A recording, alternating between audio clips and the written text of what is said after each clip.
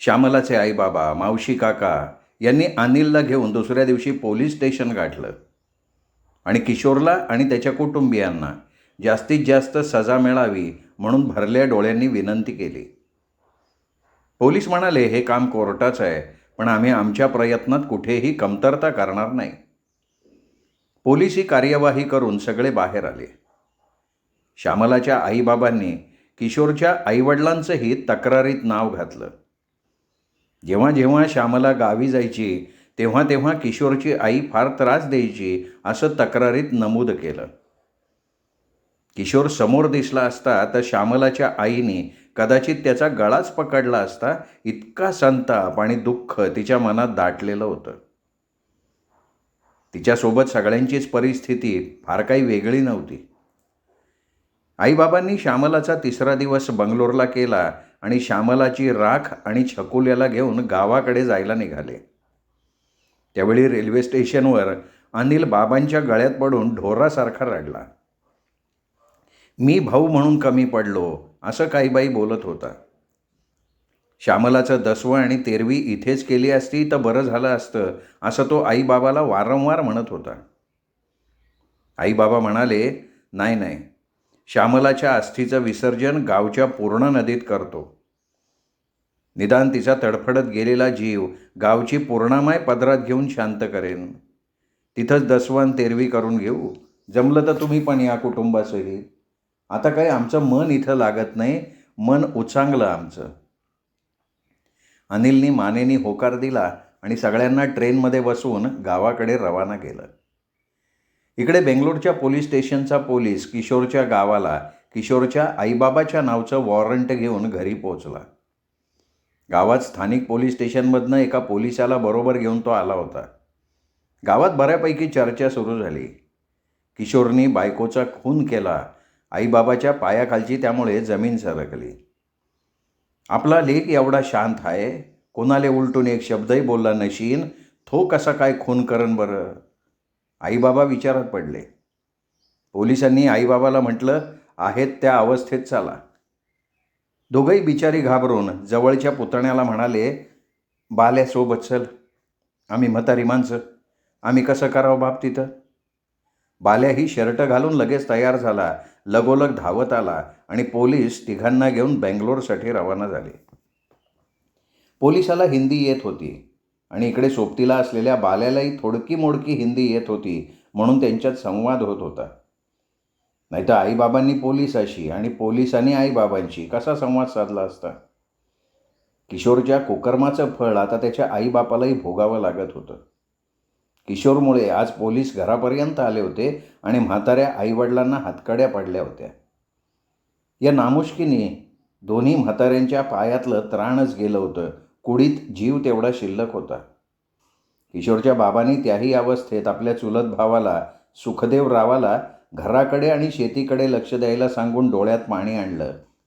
त्याच भरल्या डोळ्यांनी ते पोलिसांच्या मागे मागे रवाना झाले होते. किशोरच्या आईबाबाला पोलीस स्टेशनमध्ये तिथल्या सिनियर ऑफिसरनी श्यामला आणि किशोरच्या संसाराबाबत काही प्रश्न विचारले.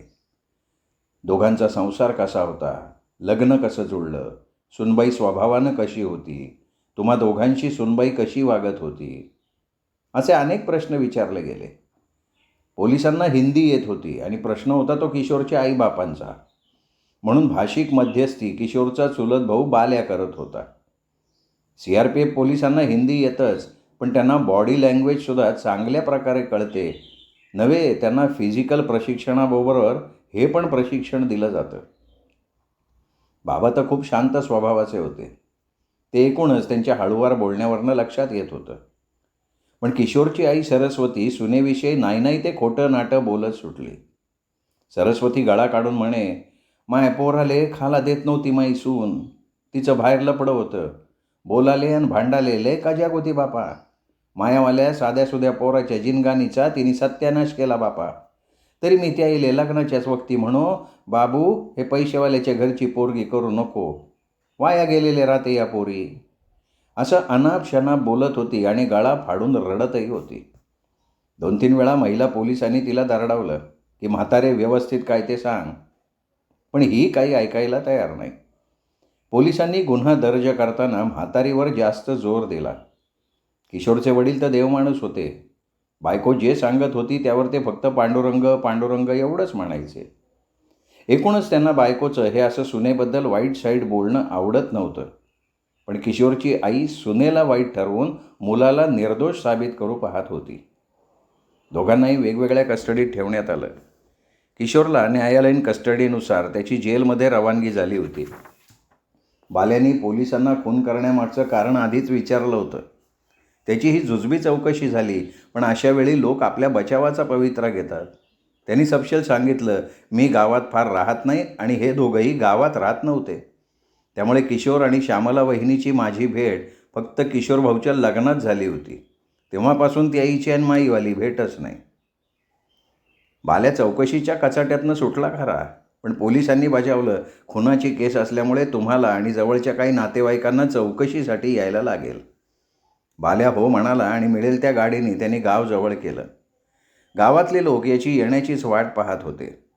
सगळे गावकरी हा पठ्ठ्या काय निरोप घेऊन येतो याचीच वाट पाहत होते. खरंच किशोरने बायकोचा खून केला का? काही अफवाच आहे. किशोरची बायको तर लेक साधीसुधी पोरगी होती. गावात आली की शेवपदरानं राहे, सासू सासऱ्यालाही कधी उलटूनही बोलली नाही. नाना प्रश्न पडले होते गावकऱ्यांना. बाल्यानं काय काय झालं ते तर सांगितलं, पण काही पदरचंही घातलं. त्यामुळे गावकऱ्यांना एक महत्त्वपूर्ण विषय चघळायला मिळाला. ज्याच्या त्याच्या तोंडी एकच वाक्य, किशोरचे बाबा देवमाणूस आहेत, तो देवमाणूस सुटावा, बाकी सरस्वती जेलात राहिली तरी हरकत नाही. म्हणतात ना, समाज माणसाचं वागणं बोलणं चालणं या स्वभावदर्शनाची नकळतपणे दखल घेत असतो आणि त्यावरून कळतं की आपल्याही नकळत समाजातले लोक आपल्याला न्याहाळत असतात. सरस्वतीबाबत काही गावकऱ्यांचं फारसं चांगलं मत नव्हतं, पण श्यामलाला वाटायचं की सासू अशीच असते, त्यामुळे ती कायमच तिचं गपगुमान ऐकून घेत असे. देवानी श्यामलाला थोडं सौंदर्य कमी दिलं असतं आणि माणसं ओळखण्याची कला दिली असती तर किती बरं झालं असतं. मायबापाला आपल्याच मुलीचं दसवं तेरवी करावं लागणं यासारखं मोठं दुःख नाही. श्यामलाचं दसवं तेरवी मोठ्या दुःखात आटोपली गेली आणि तिच्या अस्थी पूर्णामाईच्या पात्रात टाकल्या गेल्या. पूर्णामाईच्या मातीत जन्माला आलेली एक सुंदर शांत लेक हाकनाक मरण पावली आणि कायमची पूर्णामाईच्या पदरात विलीन झालेली होती. गावातल्या रवीला सुद्धा श्यामला देवाला प्रिय झाल्याची बातमी कळली आणि तो एकांतात धाय मोकलून रडला. त्याचं रडणं कोणालाही दिसलं नाही. इकडे किशोरचा जामीन कोणीच घेतला नाही. गावातल्या भाऊबंधांनी तर आधीच हात टेकले. नाही म्हणायला किशोरला एक सख्खा आंधळा चुलता होता जो मुंबईला राहत होता. त्याच्यापर्यंत बातमी पोचली होतीच. त्याला लाख वाटत होतं आपल्या पुतण्याच्या मदतीला जावं, पण त्याच्या बायकोनी त्याला दम दिला, घरात बसवून टाकलं. शेवटी श्यामलाची केस कोर्टात उभी राहिली, पण श्यामलाच्या बाबांनी श्यामला गेली तेव्हापासून जरा कच खाल्ला होता. ते श्यामलाच्या मृत्यूला स्वतःला दोषी ठरवत होते. फार कोणाशी बोलणं नाही, कोणाच्या सण समारंभात जाणं नाही. बस शरीराला लागतं म्हणून 2 घास भाकरीचे पोटात ढकलायचे आणि छकुल्यामध्ये श्यामलाचा चेहरा शोधायचा, एवढाच काय तो त्यांचा उद्योग सुरू असायचा. बैठकीच्या खोलीत कायमसाठी बाबांची बाज झोपण्यासाठी बस्तान मांडून बसली. कुणी कितीही समजावण्याचा प्रयत्न केला, कितीही मंदिरात सुरू असलेल्या भागवतात मन रमवायचा प्रयत्न केला, तरी त्यांच्याकडे पाहून वाटत होतं की बाबांचं मनच श्यामलासोबत निघून गेलंय, शिल्लक राहिलंय ते एक शरीर. पण आई बानाई मात्र सुरुवातीपासून फार कणखर होती. तिचं रक्तच वाघिणीचं होतं. श्यामला गेली तेव्हापासून ती पेटून उठली होती. श्यामलाच्या मारेकऱ्याला मी फाशीवर चढवल्याशिवाय राहणार नाही असं ती वारंवार म्हणत असे. म्हणून ती श्यामरावला शेजारी पाजारी लोकांच्या भरवशावर सोडून बहिणीच्या मुलाला घेऊन बेंगलोरला केस संदर्भात जायला लागली. तिथे तिच्या सोबतीला अनिल होताच. अनिलनीच पुढची सगळी कामं केली होती, म्हणजे वकील नेमणं, कागदपत्र तयार करणं. किशोरच्या आईबाबाचा जामीन मात्र किशोरच्या चुलत भावाने बाल्याने घेतला. किशोरचे आईबाबा जामिनावर सुटले आणि त्यांनी आपली जमीन गहाण ठेवली आणि जामीन घेणाऱ्या पुतण्याचे पैसे परत केले आणि बाकीचे किशोरच्या केससाठी लावून ठेवले. त्या पुतण्याने पण लावलेल्या पैशापेक्षा तिपटीने पैसे घेतले होते, पण तो निदान आडल्या प्रसंगाला हजर तरी झाला होता. बाकीचे भाऊबंद साधं विचारपूस करायलाही दारापर्यंत आले नाहीत. आणि किशोरच्या केससाठी त्याच्या आईबाबांना पुन्हा पुन्हा बंगलोरला जावंच लागणार होतं. त्यावेळी हाच पुतण्या मदत करणार होता. आणि हे त्यांनाही माहिती होतं आणि बाल्यालाही माहिती होतं की आपल्या काकू काकाला केससाठी बेंगलोरला केसचा निकाल लागेपर्यंत जायलाच लागणार आहे. श्यामलाचे बाबा श्यामराव श्यामलासाठी झुरणी पडून एकदाचे तिच्या भेटीसाठी स्वर्गस्थ झाले. आता आईवर छकुल्याची जबाबदारी आणि श्यामलाची केस दोन्हीचा भार पडला. म्हणून बानाईनी गावाकडची शेती विकली, अमरावतीला बहिणीच्या सहाऱ्यानं छोटा प्लॉट विकत घेतला, छोटंसं घर बांधून टाकलं. छकुला आता बराच मोठा झाला होता, गावातल्या शाळेत जात होता. आता त्याची अमरावतीच्या चांगल्या शाळेत बानाईनं 5वीला बहिणीच्या मदतीने ॲडमिशन घेतली. बानाईला छकुल्याचा चेहरा श्यामलाची प्रतिकृती भासत होता. बानाईनं गावचं घर तसंच ठेवलं होतं, फक्त शेती तेवढी विकली होती. शेती भरपूर असल्यामुळे अमरावतीला प्लॉट घेऊन घर बांधणं शक्य झालं. गावाला गेलं तर रात्रभर अंग टाकण्यापुरती जागा असावी म्हणून घर मात्र तसंच ठेवलं होतं. आणि अमरावतीला घर घेण्याचं कारण हे की बेंगलोरला जाणं येणं सोयीस्कर होईल, कारण गावावरनं हे सगळं करणं शक्य नव्हतं. आता तिला प्रत्येक गोष्टीत बहीण आणि तिच्या परिवाराचा आधार हवाच होता. बानाईनी स्वतःच्या डोक्यानं व्यवस्थित आपली सोय करून घेतली होती. प्रॉपर्टीची ही तजवीज व्यवस्थित झालेली होती. शेती विकून आलेल्या पैशातून घराचा खर्च वजा जाता बाकीचे पैसे तिने व्यवस्थित बँकेत टाकले होते आणि छकुल्याला नॉमिनी म्हणून टाकलेलं होतं.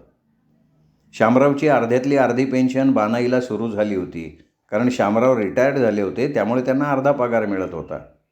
आता बानाई अर्ध्यातला अर्धा पगार घ्यायला महिन्याच्या महिन्याला गावी जाऊन येत असे, त्यामुळे गावातल्या घराकडे तिचं लक्ष राहील. एकूण काय तर बानाई आता प्रत्येक प्रसंगाला व्यवस्थितपणे तोंड देत होती. खरं तर ती त्या काळातली 7वी पास होती, तेव्हा ती शिक्षिका म्हणून सहज लागली असती. पण तिच्या वडिलांनी मोडता घातला आणि तिचं लग्न करून टाकलं. ते असफल झालं म्हणून श्यामलाच्या बाबाशी दुसरं लग्न झालेलं होतं. बानाई कधी कधी एकटी विचार करत राही, मायावालं नशीब सटवाईने असंच लिहिली अशीन काय. स्वतःची जवान पोरगी खोनाऱ्यानं मारली, दुःखानं मालक मेले, मी असं कोणतं पाप केलं असेन. धाय मोकलून रडावं म्हणलं तरी आसू पुसायला कोणी नाही. पण तरीही बानाईनं हिंमत हारली नाही. ती एकटी कायद्यानं लढत होती. अनिल आणि संगीता सोबतीला होते, पण शेवटी ही लढाई एका आईची होती, आपल्या लेकीला न्याय मिळवून देण्यासाठी केलेली. बानाईचा एकटीने लढा देणं सुरू होतं, पण आपल्या न्यायव्यवस्थेत बऱ्याच तजवीज करून ठेवल्या आहेत.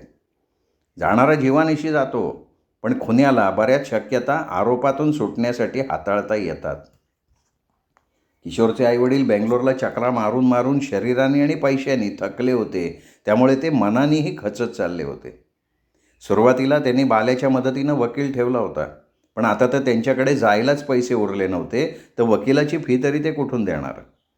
त्यांनी तसं वकिलाला कळवलं, त्यामुळे किशोरची केस आता सरकारी वकिलाकडे बऱ्याच कागदोपत्री घडामोडीनंतर सुपूर्द करण्यात आली होती. नातेवाईक तर कोणी मदतीला येतही नव्हतं. श्यामलाची केस लढवण्यासाठी बानाई आणि अनिलने मिळून शहरातला नामांकित वकील आधीच नेमला होता. बानाईची पैसे खर्च करायची तयारी होती आणि तिच्याकडे पैसाही होता. ती श्यामलाच्या फोटोकडे बघून म्हणायची, श्यामले ही संपत्ती तू यासाठी होती माय, पण अशी खर्च करा लागीन असं वाटलं नव्हतं हो पोरी. मायासाठी तुझ्या बाबाची पेन्शन आहे आणि तू या छकुला चांगला शिक्षण शिकला तर त्याचा तोच कमवीन, पण तुले न्याय भेटाय पाहिजे. बानाईचा एक दिवस असा गेला नसेल की ती श्यामलासाठी रडली नाही, पण सूरजच्या समोर तिने कधी डोळ्यातला अश्रूही पाडला नाही. सूरज तिला माय म्हणायचा, तिलाही त्याच्यात श्यामला दिसायची. सूरज आता 7वीत गेला. शहरात राहत असल्यामुळे कोणी फारशी त्याच्या आईवडिलांची चौकशी केली नाही आणि बानाईनी पण जाणून बुजून सूरजसमोर कधी विषय येऊ दिला नाही. त्यामुळे त्याला घटनेबाबत काहीही माहिती नव्हतं. तो गावाकडे असता तर सगळं माहिती पडलं असतं, कारण गावाकडे कुठलीही गोष्ट फारशी लपून राहत नाही, ती गोष्ट लगेच सार्वजनिक होते. पण शहरात मात्र कोणी कोणाच्या गोष्टीत फारसं लुडबुड करत नाही. लहानपणीची ही घटना त्याला बिलकुलच आठवत नसली तरी झोपेत तो खूपदा घाबरून उठायचा, खूप रडायचा.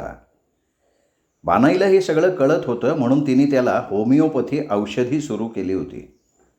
सूरज 7वीत असला तरी बराच समजदार होता.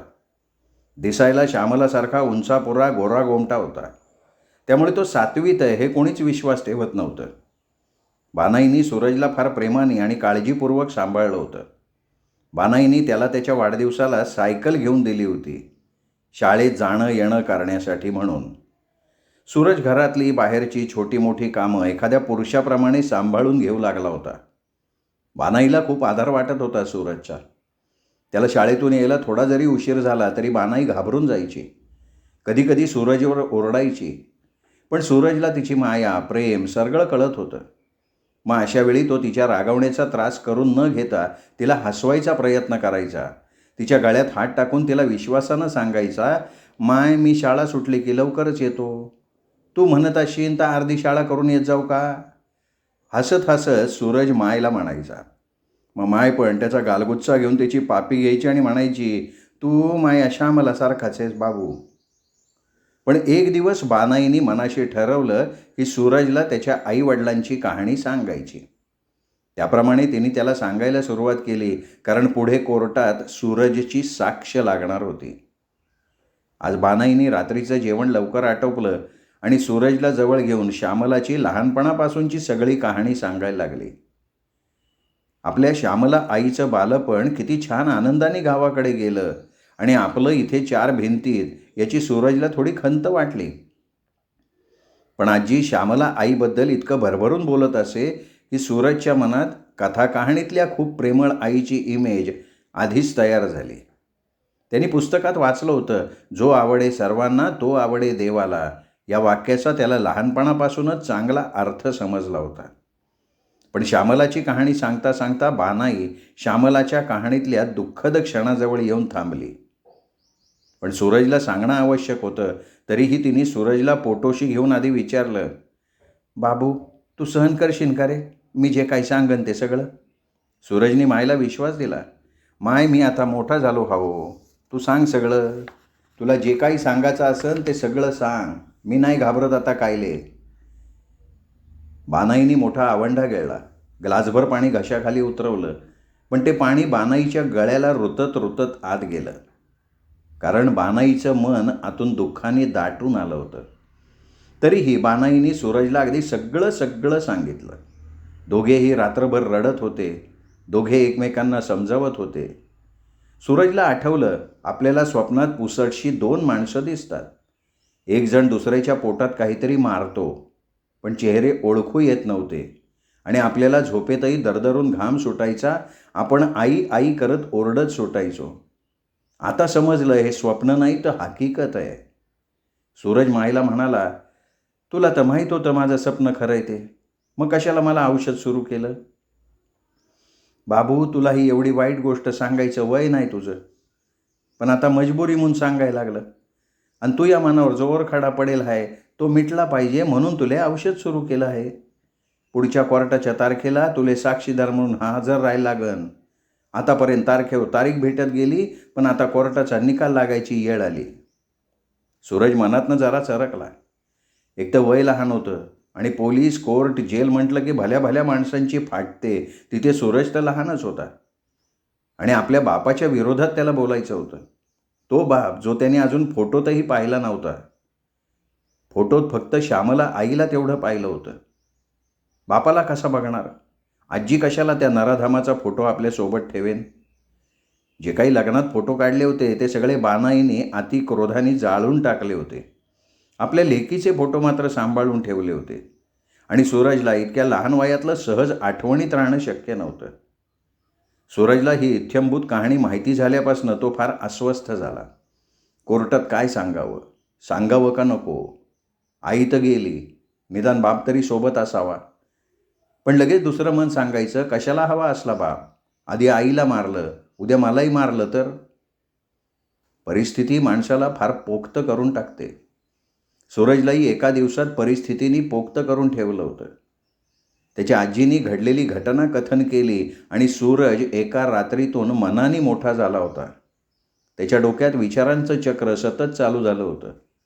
आता त्याचा मेंदू प्रश्न विचारून विचारून स्वतःलाच कुरतडत होता. माझ्या बाबांनी माझ्या आईला का मारलं असेल? माझे ते आजी आजोबा कसे असतील? असंख्य प्रश्न त्याच्या सोबतीला आजकाल रेंगाळत होते. आजीच्या हे लक्षात येत होतं की सूरजला जेव्हापासून आपण सगळं सांगितलंय तेव्हापासून तो फार गुमसुम झाला आहे. माझ्याशीही फार बोलत नाही आहे. एकटा एकटा राहतोय. पण काही इलाज नव्हता. जे व्हायचं ते ईश्वर भरोसे असं म्हणून बानाई देवाची करुणा भागताना डोळ्यातून अश्रू गाळत होती. कारण तिच्या मनात राहून राहून एकच विचार येई, सूरज श्यामलाचा मुलगा असला तरी त्याच्या अंगात अर्ध बापाचंही रक्त आहे. गावातले लोक म्हणतात तसं सूरजने निघायला नको, जावयाचं पोर आणि आरामखोर. पण तिला तिच्या संस्कारांवर सुद्धा विश्वास होता. श्रोते हो, हा होता 16वा भाग चूक कोणाची या वर्षा पत्के थोटे लिखित कादंबरीचा. या कादंबरीचा शेवटचा भाग अर्थात 17वा भाग आपण उद्या ऐकणार आहोत साहित्य पंढरी या कथाकथन चॅनलवर. नमस्कार.